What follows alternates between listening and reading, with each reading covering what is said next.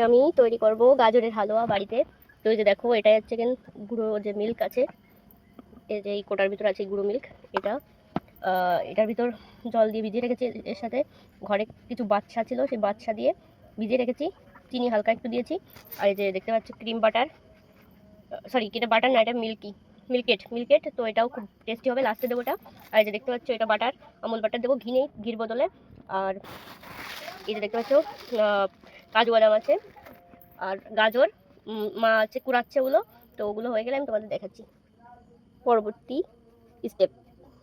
আমি কড়াইতে তৈরি করব, এই জন্য ইলাইচি দিয়ে দিয়েছি, দেখতে পাচ্ছ ইলাইচির দানা। আর এই যে বাটার দিয়ে দিয়েছি। তো এবার আগুনটা ধরাবো। মাটির চুলায় রান্না করছি কারণ গ্যাসের দামটা অনেক বেশি।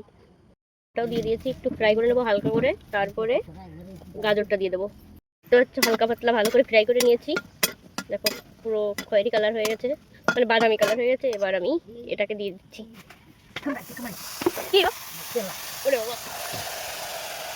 এই যে গাজরটা দিয়ে দিলাম। দেখো একটু নাড়িয়ে চাড়িয়ে নিচ্ছি, তারপরে ঢেলে দেবো দুধ আর চিনি একসাথে দেওয়া আছে মিক্সিং করা।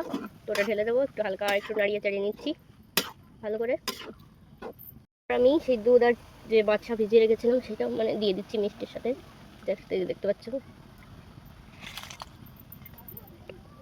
দিয়ে দিলাম।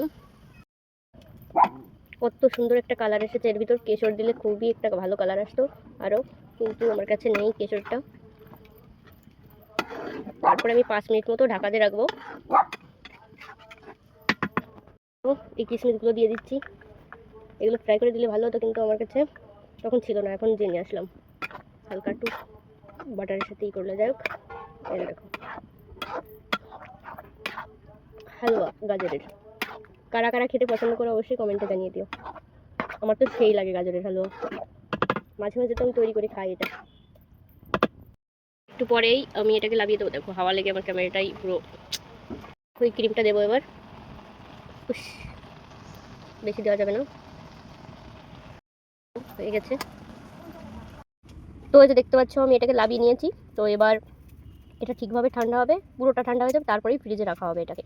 তো ভিডিওটি ভালো লাগলে অবশ্যই সাবস্ক্রাইব করে দিও, আরও ভালো ভালো ভিডিও দেওয়ার জন্য চেষ্টা করবো। আর শেয়ার অবশ্যই করে দিও, আর লাইক তো একটা করে দিয়েই যেও যদি ভালো লাগে তোমাদের। ঠিক আছে, বাই বাই।